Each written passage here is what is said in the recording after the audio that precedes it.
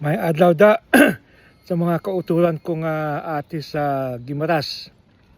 Wow, nidlaw na gid ako sa inyo galing kay Kabudlay na mag-travel sa buong Tigulit na kita. Ti Kabudlay ang doktor nagasiling na hindi na ako pwede mag-travel sa Pilipinas eh. So siguro hindi na kita magkita na sa Pilipinas kundi sa video na lang, no. Okay. Ang gusto ko lang tani i-remind sa inyo no nga tani maghatag man kamo hindi ka magdinalok, no. Ang mamanok ninyo kung mauli nyo ang ginhatag naman sa inyo nga 5 chickens nga ready to lay eggs, no, ready to lay na chickens. Kung hatag nyo liwat kay kay Pastor Dennis para ipanghatag nyo sa iba ng mga ati, no, o kung maada ka mga ati nga kinanlanon, kung ihatag nyo na sa ati nga kinanlanon tapos dugangan na lang namon sang isa ka sako nga bugas, no. So umalanag na remind ko sa inyo nga hindi ko magdinalo kundi kay tungod ay ang mga manok ginhatag na alin na sa Ginoo eh. Hindi gusto ng Ginoo nga magdinalo kita. Dandan mag-share kita, okay? Amo lang na ginaremind ko sa inyo. Pero gusto ko hambalan subong, no, ang naga suffer kita nga daw kabudlay sa pangabuhi, no. Kay hindi kita tanang tao may suffering. Biski doon sa Amerika, kung sa agani pa naman ko, mas damo ang suffering dyan kaysa Pilipinas eh. Kaya tungod nga kadama ang problema dyan, lagko ang problema dyan kaysa sa inyo dyan, no. Lalo na kung emotional, kay ang average ng American, kaysa kung tigulang na, kabudlay, gid. Lonely sila, hindi po sa aton nga kung tigulang ka gina-care ka sa iba ng mga relatives, no. Pero kadamo man din sa problema biski ada ka sa Amerika. Nga paano naton ni matap na ining suffering, paano naton para hindi mabudlay para sa aton. Gusto ko lang ipashare sa imo 5 ka points nung ara gid sa Biblia. Ang first point is that sa Ginoo nga kung mag-suffer kita, buligan kita sa Ginoo nga mabalik ang aton nga kakusog kag sang before you suffered. Kaya wala mo kung suffer ka nagagawa imong pagkahina ka. In fact, alam mo in the last 2 years budlayan gi ko nagsuffer ko tudo. First 2 years ago pagkadto ko sa inyo, if na dumduman nyo na natipalo ako. Tapos na wheelchair pa ako, no, nag-gout pagid ako. Dumdum ko nga naka-wheelchair ako kay kasakit din kayo sa akon nga gout, no.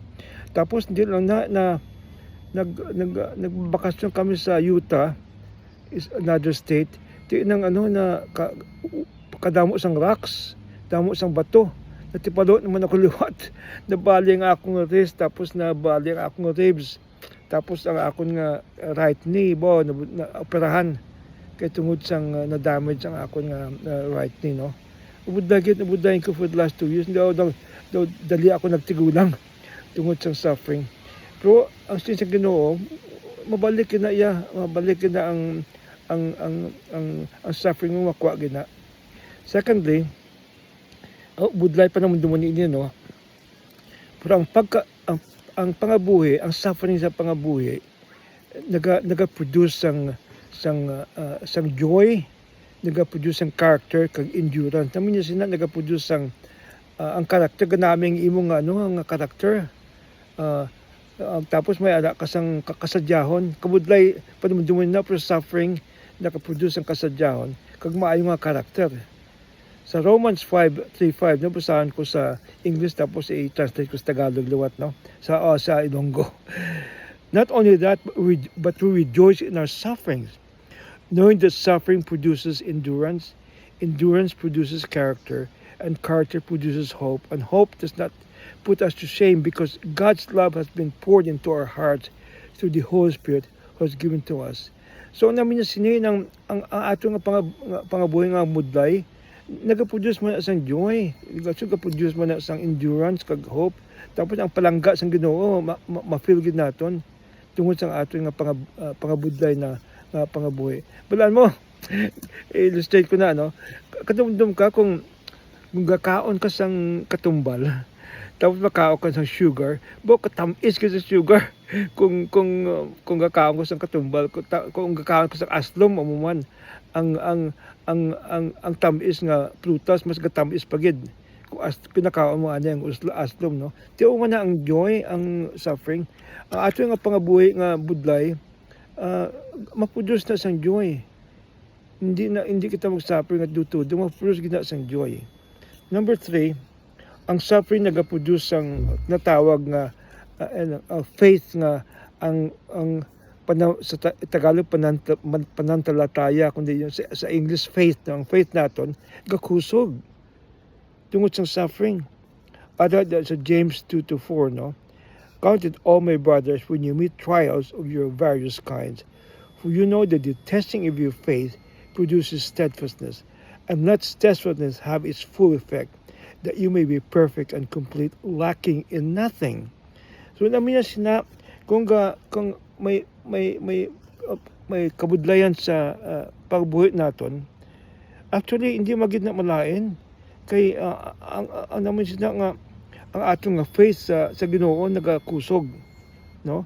Tapos gakusog man kita sa sulod sa atong emotions, kakusog kita tungod sang suffering kasi kung wala sa pati wala na nga kung